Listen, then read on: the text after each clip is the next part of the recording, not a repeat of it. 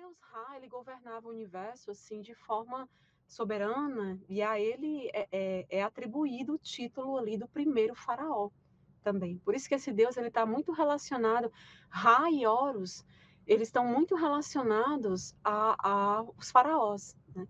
Então Deus Ra, ele presenteou o Egito ali com vários animais sagrados, inclusive como o boi, o leão, mas a sua maior dádiva de fato foi a criação do rio Nilo, né? E ao redor ali das margens do Nilo, né, o homem ele conseguiu erguer uma civilização de fato, né, uma civilização em glória ali, em agradecimento aos deuses. E Ra, na sua forma humana, ele era adorado também. Ele era adorado pelos egípcios como era como um deus, como um faraó também.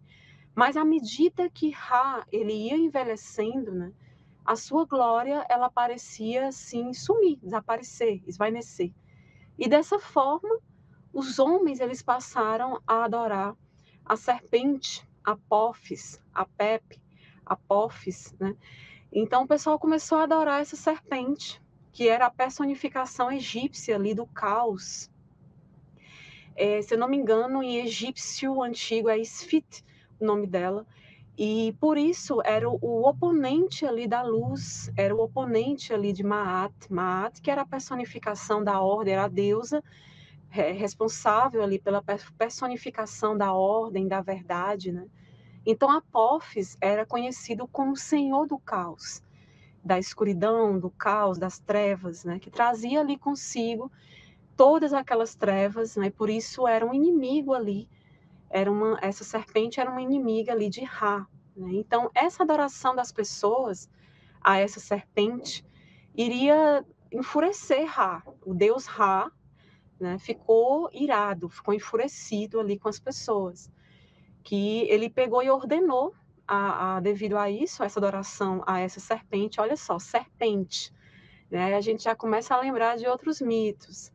Então, ele vendo isso, que as pessoas estavam ali adorando a serpente Apófis, ele ordenou ali a deusa Leoa, que é a Sekhmet, que é aquela que tem o corpo humano e a cabeça, né, de um leão, né, um antropomorfismo sempre presente na questão das divindades egípcias.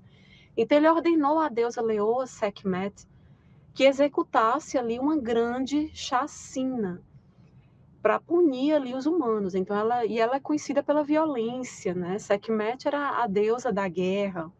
Ela destruía ali os inimigos de Ra. Ela era uma filha de Ra.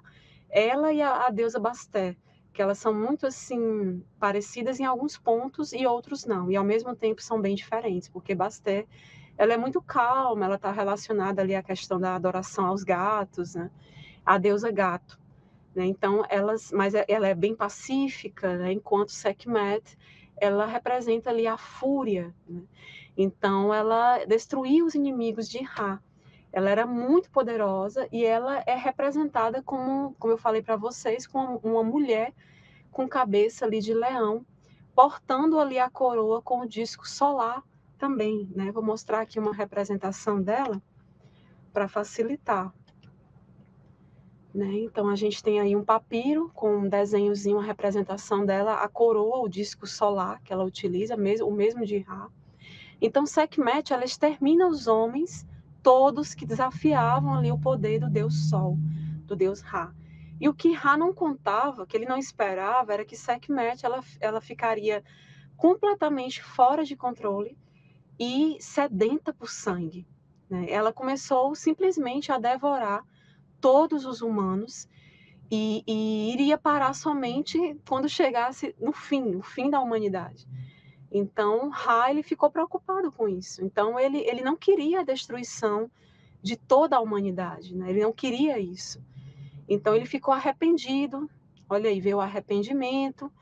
E aí ele decidiu que deveria parar esse massacre, só que ela estava bem descontrolada, ela não conseguia parar.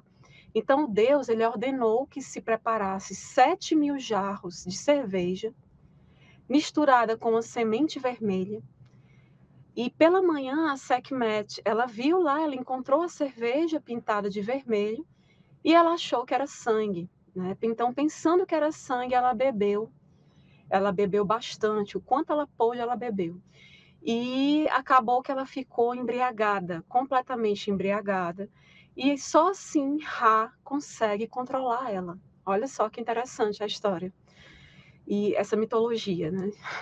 Então, inclusive, pessoal, todos os anos tem uma festa, né, que é celebrada, né, dedicada. Todos os anos uma festa era celebrada lá, dedicada a essa deusa Sekhmet, que é o Festival da Bebedeira, que era realizado ali geralmente no último dia do mês da inundação do Rio Nilo.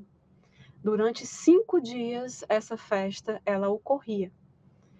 Então, homens, mulheres participavam dessa festa, né, ingerindo ali uma grande quantidade de vinho e cerveja, até chegarem à total embriaguez. Esse era o objetivo. Acreditando que quando eles chegassem a esse estado de embriaguez total, eles teriam tipo contato com essa deusa.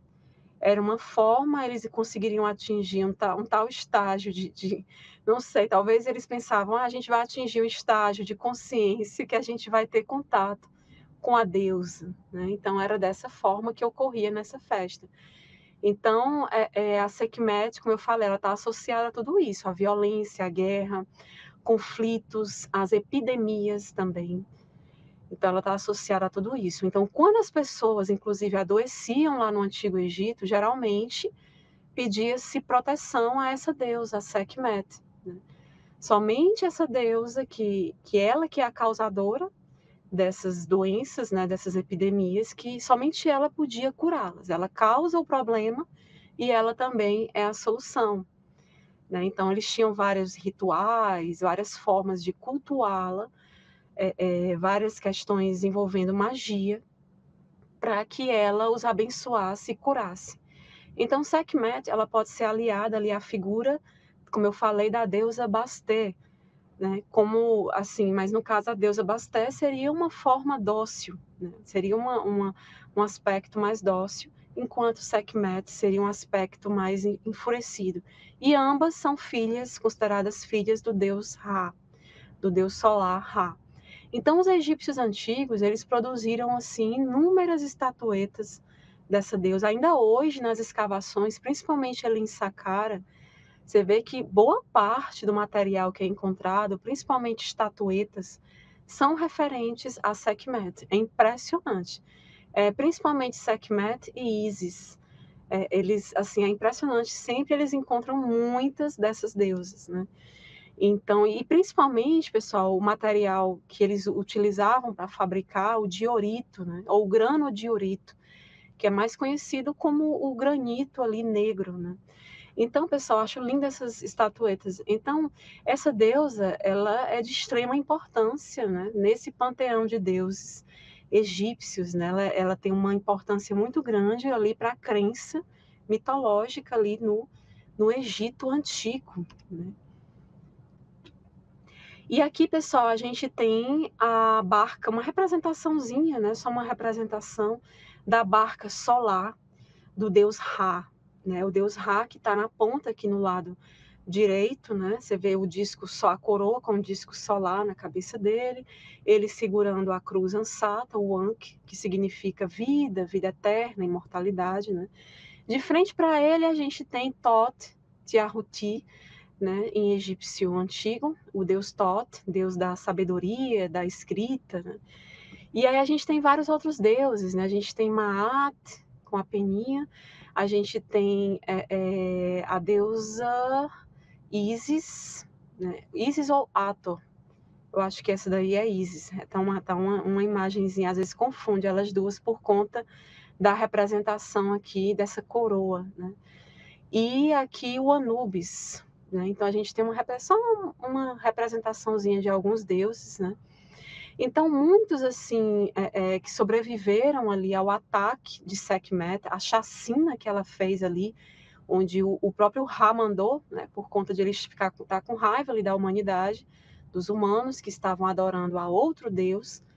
Então os que sobreviveram a esse ataque, eles iriam se afogar ali num dilúvio de sangue que se seguiu. Em seguida, a chacina, teve um dilúvio lá de sangue também que é descrito.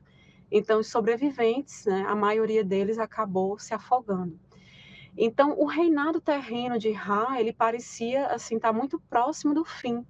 Ele estava muito desanimado, né, desgostoso, e por isso ele se retirou, né, para seu barco solar ali, né? Inclusive o Deus, ele atravessava ali os céus nesse barco durante o dia. Durante o dia ele atravessava ali os céus nesse barco solar. Mas durante a noite ele adentrava ali no submundo, no Duat, né, o reino dos mortos dos egípcios, né? E lá nesse Duat, ele tinha um embate ali com Apófis, né? Então, no submundo, ele todo dia à noite, ele entraria ali no Duat, no submundo, e ele iria enfrentar a serpente Apófis. E a cada nascer do sol, quando o sol nascia, significava o quê? Mais uma vitória de Ra sobre as trevas. Significava que, mais uma vez, ele havia vencido a serpente Apófis e estava renascendo.